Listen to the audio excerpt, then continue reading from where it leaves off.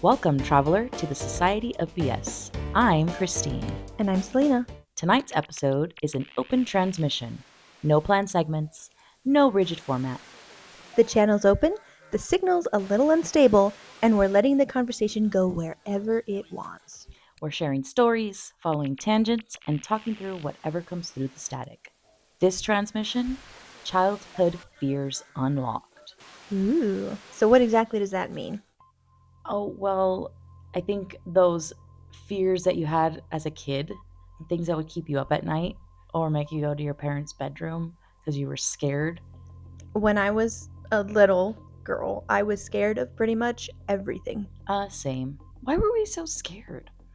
Well, you tend to bring up like the fact that our tios would scare you in the hallway at our grandma's house. That's true. That's true. And then our cousins were kind of mean.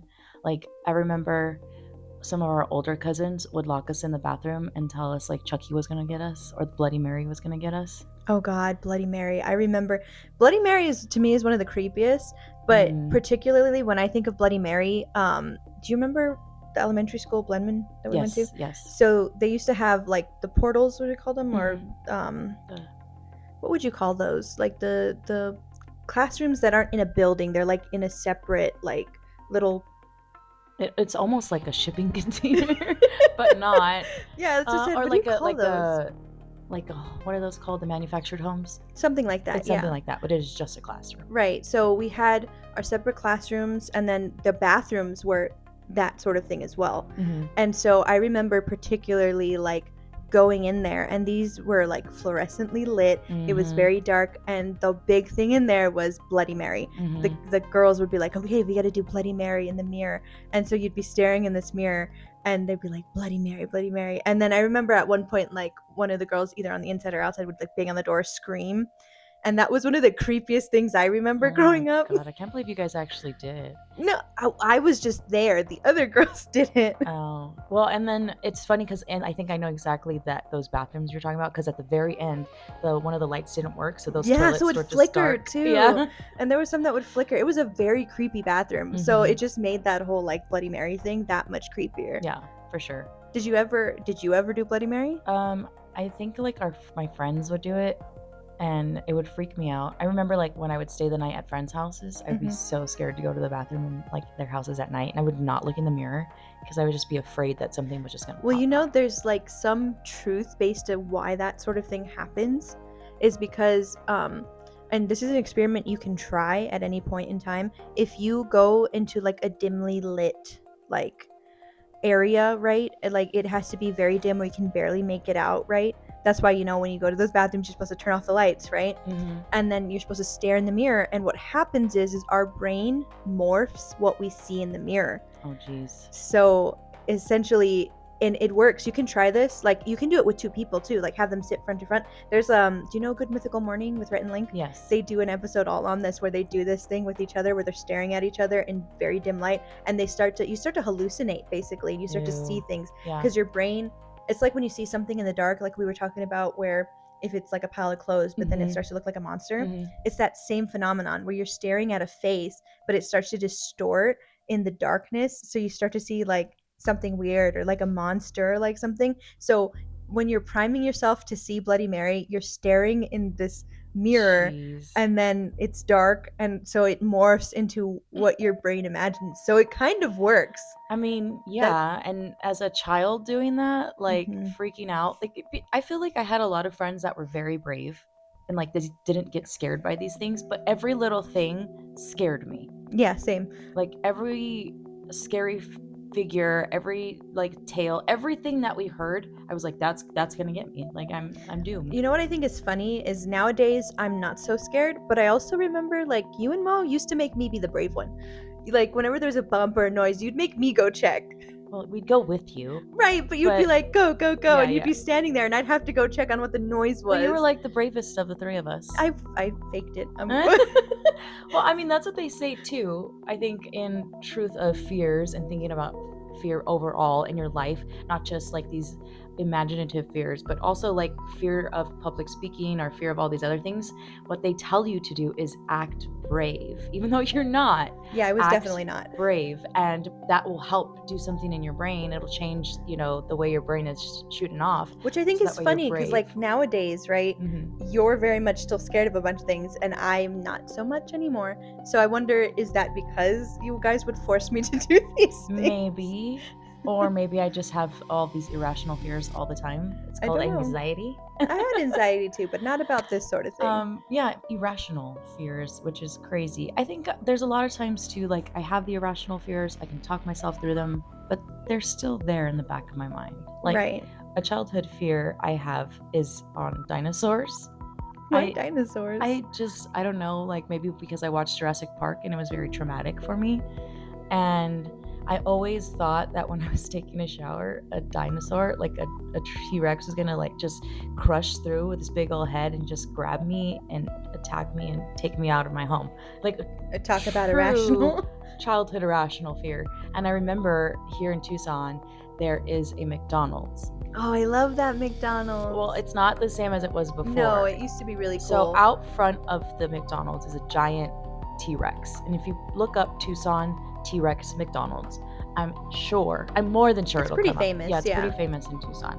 So that McDonald's used to have a bunch of dinosaurs inside the actual play place. Yeah, in the play place. And what was it? It was that giant T-Rex head that was right there by the top of that McDonald's play area. No, it was so cool though, because you would climb in the jungle gym, there'd be a nice little viewing window, and when you looked outside of that viewing window, that giant T-Rex was staring right back at you. Yep. And that was my fear, that T-Rex head was going to be like real life, and that same exact thing was going to come through my shower and get me and eat me. I was so sad because I remember I took your kids there because we hadn't been there in the longest time, and all of that stuff was gone. It was just the dinosaur out front. I was like, aw. Yeah. Well, because probably caused a lot of childhood fears. It was so cool though. It was cool. In hindsight, like it was really cool. I was just really afraid of it. I can see why though, like as a kid, like that thing was huge and it was right in your face outside of that little jungle gym. Yeah. And I think of like other things, and I look back to maybe it was just like overstimulation as an adult, like the rides at Disneyland, the Alice in Wonderland. Weren't you like deathly afraid of like the Snow White one? Toad, the Snow White. Yeah, I would close my eyes and ears the whole entire ride. I think though it was the loudness, it was the jerks, it was the craziness of it. I think I was just overwhelmed with everything happening at once. I just didn't like it because it felt like you were there and it felt like things were happening to you there, and the lack of control. You know what used to scare me from Disneyland? That big monstro. Like, do you remember like on that little boat ride there's like giant monstro with the teeth? Yeah, like the statue. Yeah, that thing would scare me when I was younger. But I think monstro in general, like from Pinocchio, I think he's scary. Have you seen it in a while? I haven't seen it in a while, but I never was afraid of that. I was more afraid of turning into a donkey. That scared me. That was scary too. But I don't know. Something about Monstro, like his eyes and his giant teeth, and like, when do you see a whale that's just that vicious? That's true. I mean, I don't go into the ocean much because yet another fear of mine. Right. But I've never really seen or heard. I guess the killer whales like Shamu. Right. Or they're apparently aggressive. So. Oh, I know. Like, I have that irrational fear of like when even before all of the rumors came out about like about obviously the killer whales actually being killer. Mm-hmm. Before all that came out, like it would still freak me out when I would see people swimming like in the things with the killer whales. It'd be like, oh my god, like those things are huge, like they're gonna get crushed, they're gonna get bitten. Mm-hmm. Like even dolphins sometimes. Like, do you remember the one they did at SeaWorld where they faked it, where somebody like fell into the water and it was all part of the show? Oh yeah.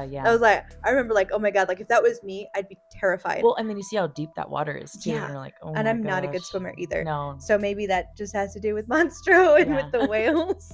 Well, and then like big giant childhood fear unlocked. The newest Jurassic Park movie, in the trailers, it shows I haven't seen that. It shows the T-Rex in the water. Oh. Like chasing after the guy, and I'm like, the T-Rex is swimming like that right, that's in the water, like deep water, and a dinosaur. Like, did you ever like want to talk irrational childhood fear? when I was, so our cousin has a pool and it's pretty deep.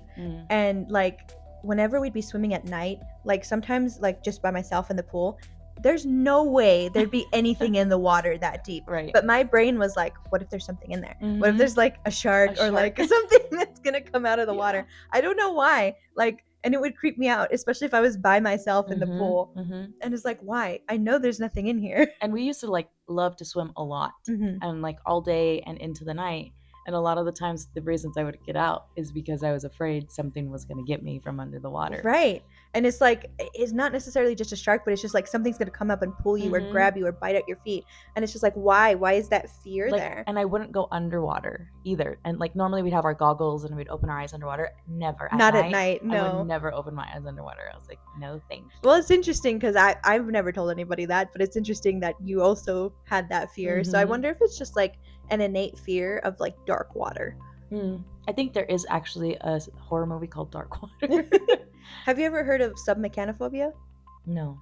Okay, so this is like the fear of like old machinery in water. So what? I forget. See, you're so behind on times. Okay, but this thing is submechanophobia is like. So one of the examples that I always remember being brought up is, you know, the 20,000 Leagues Under the Sea. Sure. Do you know that like weird dragon looking thing? It's like green. Well, it was left in the waters to rot, so it got all rusty and gross, right? So the fear is that people are there swimming with like the old gross machinery or like anything that's like disgusting looking. Like the Titanic.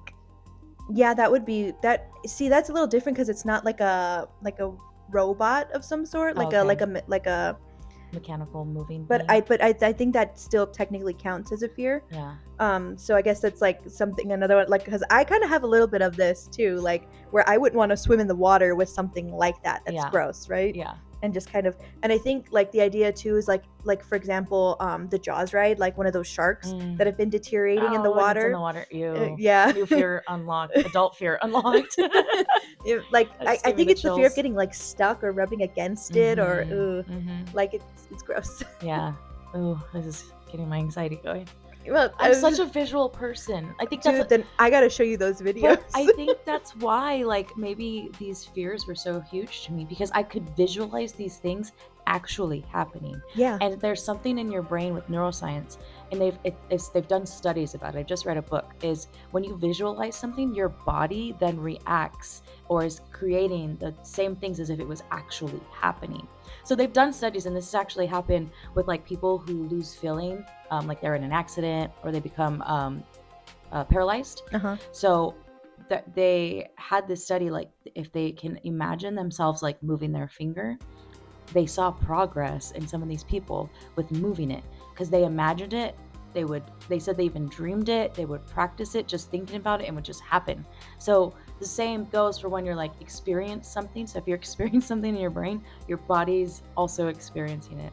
So I think that's why a lot of these childhood fears I had were and like still have, like my body actually feels the fear. That's actually really interesting, and maybe that's why I don't feel the fear as much, is because I don't immerse myself as deep into these things, maybe because I guess for me there's always this like it's not real in the back of my head. Even when I'm dreaming nowadays, like before I used to have the most terrifying dreams, and nowadays I'm just like I don't have them as much, but I think it's because I'm more hyper aware when I'm dreaming, and so I know it's not real, and so it can't scare me if I'm not immersed, if that makes any sense. Yeah, where I am the opposite, like when we were talking about this submechanophobia, I put myself in this murky water with the Jaws shark, like just swimming next to it. Like I see all of it. Like I'm in the water, I'm there, and it's happening. To be fair though, I wouldn't want to do that either. Like that. Well, I don't want to, but I'm saying my brain just goes there. It puts me in that situation. I didn't control that. My brain just went,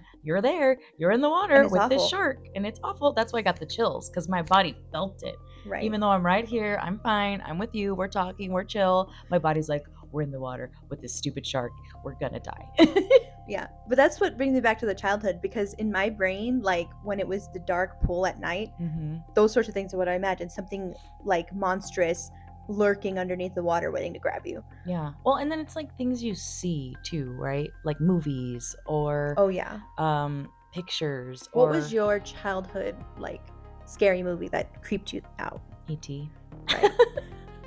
Even though technically that wasn't a scary movie.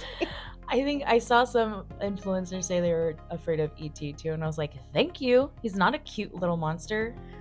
I mean, so because I didn't like things like that either, right? But an E.T., like, I do think he can be creepy looking, but I think because he has such a friendly personality, for me personally, that's why I wasn't scared of him. But I think he grossed me out. So like having and You seeing him do the things he did, like alien creature grossed me out growing up? Can you make a guess? Was it Mars Attack? Mars Oh my Attacks. god, that one too. Those ones creeped me Oh my out. gosh. That. Those ones I hated. Like, I still to this day, I think it's creep me out. I think it's funny because for me, when I was like, and maybe this goes back to whole you said I was the bravest one thing, but it's one of those things where I couldn't look away. Like I had to watch it kind of thing. And it was whenever that movie came on, it was just like, and I enjoyed the movie, but I was terrified of those freaking aliens. And it's a comedy. Yeah. So that's the thing is like, it's a comedy. So our family at the time liked it. One of our uncles, he's only 16 years older than I am. So he was younger. But so he was very close in age, but he would like watch a lot of things he would watch. That was one of them. He really liked that movie. And so he'd watch it a lot and freak us out. And I was just like, no. I liked the film, but I was terrified of those aliens. And it's just like, but it was enjoyable and I couldn't look away. And I just like, I had to watch them because it was almost scarier not to watch them. And that like, another thing that was with was like Courage the Cowardly Dog. Oh yeah, that one just had some creepy episodes. I was a little bit older by the time that one came out, but stuff would still freak me out. No, dude, like, so you remember we had a TV in our room. So we would sometimes watch the TV to fall asleep. That's just how our brains work and why we do it still to this day. But I remember you would be asleep, Mo would be asleep, I'd be in the room, the TV would be left on, and I would have fallen asleep and woken up in the middle of the night and the TV would still be on. And after a certain period of time, after watching cartoons, it turns into the Courage Cowardly Dog at night, late at night. So I'd be there late at night watching Courage the Cowardly Dog, and it's one of those things where it's like, I don't want to get up because I'm laying in bed. I don't want to get up to turn it off because it's creepy. And it's like, but I can't not, like, I can't look away because it's creepy and I need to know what's happening.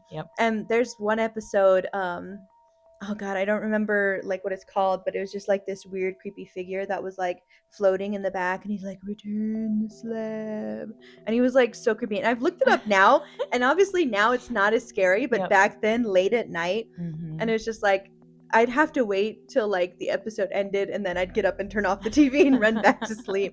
But it'd just be like, I can't turn it off while it's still running. Yeah, you gotta watch it. No, I think too, like as a kid, you don't have the irrational like switch in your head yet. Like everything can be real as a kid, right? So everything that's happening, that can actually happen. You don't know, you haven't experienced life to know that doesn't happen. These things don't happen. You don't have a little creepy guy swaying in the back. Exactly. And so being able to control those fears as a kid is a little bit more difficult. Whereas like, I don't think we had the ability or the support for them to be like, it's okay, like this isn't scary, it's pretend, look, this is how it's made and this is what it is, it's just a drawing. Like no one logically explained these things to us. In fact, they scared us with it.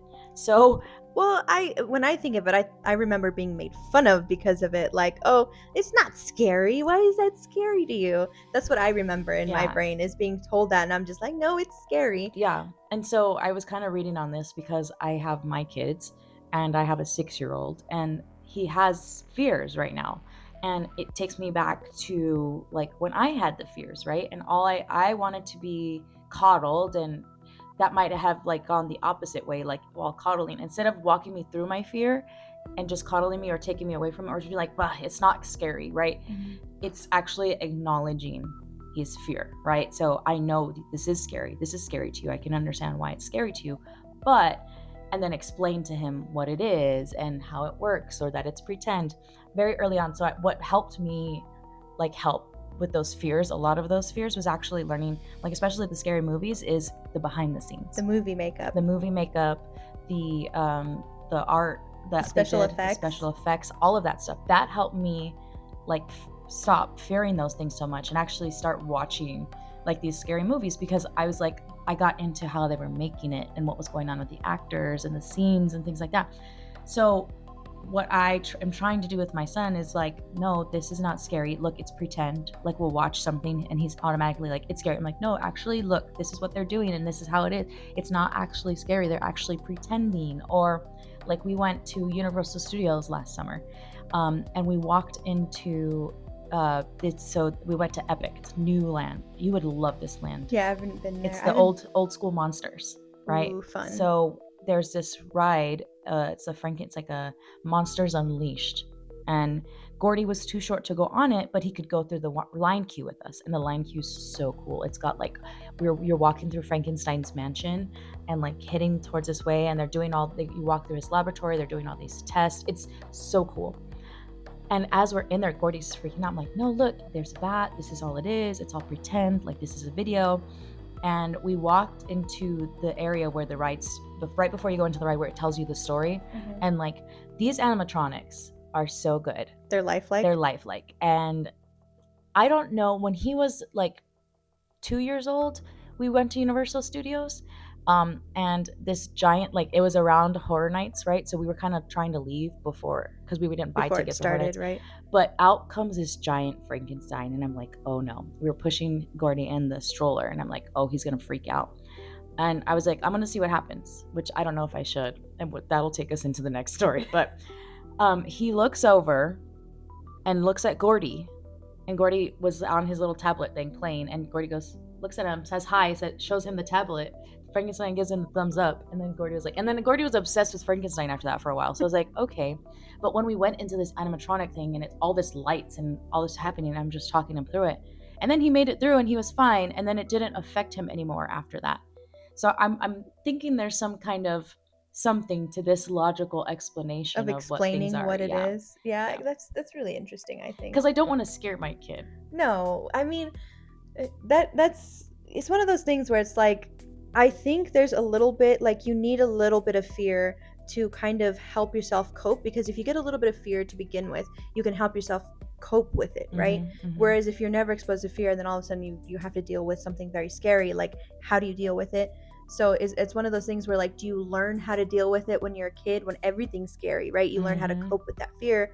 Or I think it can go the complete opposite, where everything is scary and suddenly now you have tons of anxiety, which I think we had for the longest time, and to some extent still do, irrational fears, right? Right. But then I see people that just love horror and love scary. I love horror movies. But from the beginning, even as a child, like kids that love horror and scary. And my friend, like her kid, when he was like about 2, he started watching YouTube. They had like funny skits of like Michael Myers and like Freddy and all of those. And so like he loved Michael Myers, like so much so that she bought shirts or like a little mask and a little knife, and he would run around going sing sing sing, and it was funny.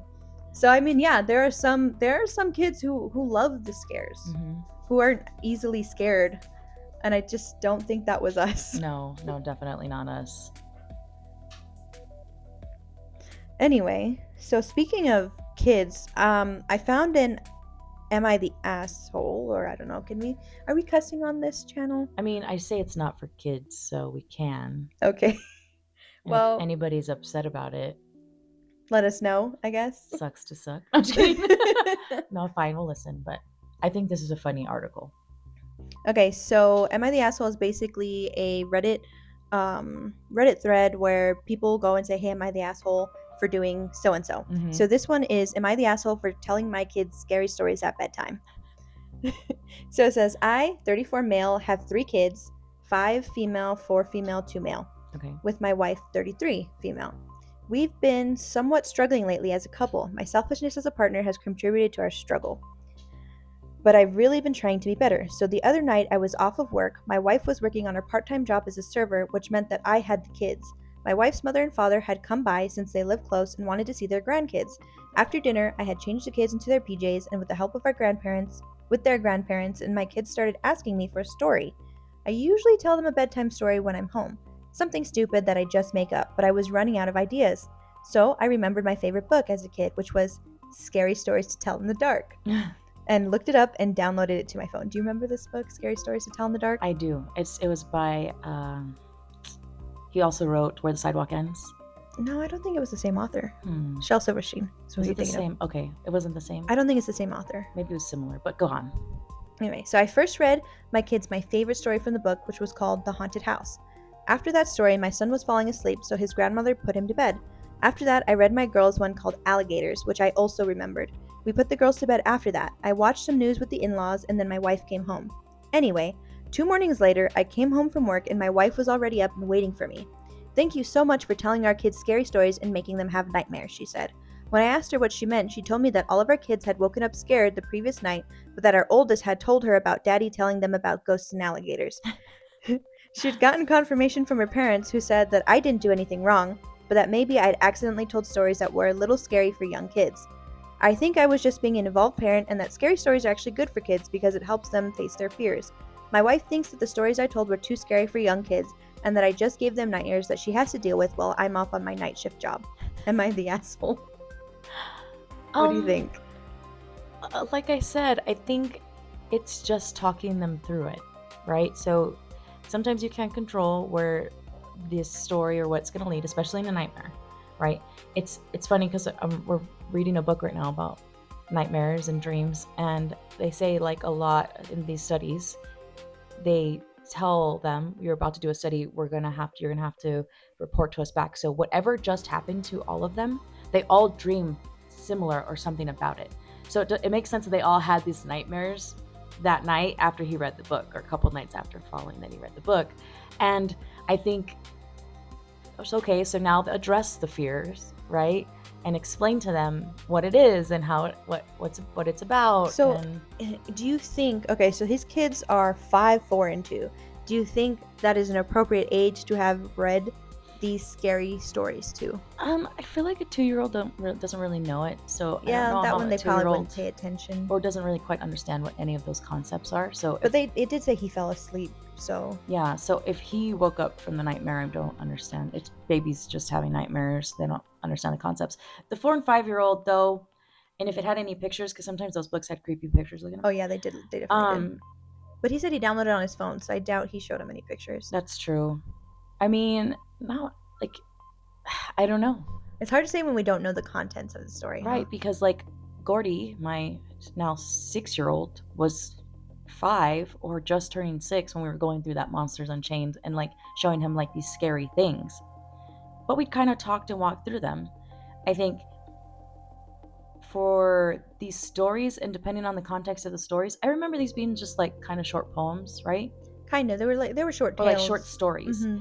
And I do remember like in 2nd grade, like them reading them to us in class. I also remember reading them like at sleepovers. Yeah, and so, I mean, it's so hard because when you want to expose your kids to these things. And right before bed is the next question. Yeah, I mean, it's hard. It's hard to say because again, it depends on how scary the story is too, and how he told it, and if he made it so he was trying to scare them, or was just simply reading the story. Like, there's a lot of context that goes into it. That I think maybe not right before bed. Maybe if you had like if you're getting ready for bed and you don't want to scare the kid right before they go to bed, where they're like thinking about it and then they have it in themselves. Their dreams. Yeah. So I would say maybe if he did it like a little earlier in the night and then put them to bed and maybe told them a different fun, happy story right before bed. Mm-hmm. So I would say maybe that, but I don't think it's inherently wrong to like have a little fun, scary stories. Mm-hmm. I do think there is a limit. Yeah, there's definitely a limit of how scary, like if it's just a creepy little tale or whatever. And I think it also depends on the kid to some extent. Yes, that was going to be my other thing, because all kids are different. Like Layla, my daughter, loved scary stuff, loved watching scary movies, still loves scary things. She would get scared every once in a while, but for the most part, like, just loved those scary things when she was younger. And so, but my other boys, like, they would sit there and watch the scary movies with her and then be freaked out. Right. Like, so scared. So I think it really depends. With your boys, I remember, like, was it Mariano? I think it was Mariano. Like, he went to the Muppets, the 3D show, and that freaked him out. Yeah. Anyway, I remember him being scared of the Muppets for a while after that. So again, I think it's just the overstimulation and like the stuff popping at you and just unexpected things, like just It's over. He loves them now, but back in the day, he was terrified. That's my kid. So, sometimes it truly depends on the kid, I think. Yeah, for real. But yeah, I think overall, bringing logic into your fears helps. It's a little fun to have fears now. Like, I go to haunted houses. I do those things. I've made a complete 180 from when I was a child. I was so scared of everything, and now I'm just like, ooh, what scary movie. I don't like gore. Gore is not my thing, but I love spooky and creepy tales. I just think it's fun. Like, there's something fun about unknown and like mystery. Yeah, I hate when things pop out. Yeah, same. Like, but I kind of get over it. That to me is the worst kind of like scare, the jump scares. I can handle gore. I think it's pretty cool. But I think the other things too that are creepy, like when it talks about ghosts and demons and things like those things freak me out. So I try though, logically, I like the stories and they're good too. But my adulthood fears are a little bit more logical. Yeah. Now I think what's scarier now is real life things that can happen and real life people. And I think honestly, you find people are more scarier than monsters these days. That's true. And that is a story for a different episode. Yep. If you've got theories or secrets of your own, send them to us on Instagram at Society of BS or tag #Society of BS or #OpenTransmission so the others can find you. Thank you for joining us here at A Beautiful Sunday Podcast. I'm Christine. And I'm Seleena. This is another tale for the archives. Heart open, mind odd, sun high. And if there's something lingering after the credits, you might be lost in transmission.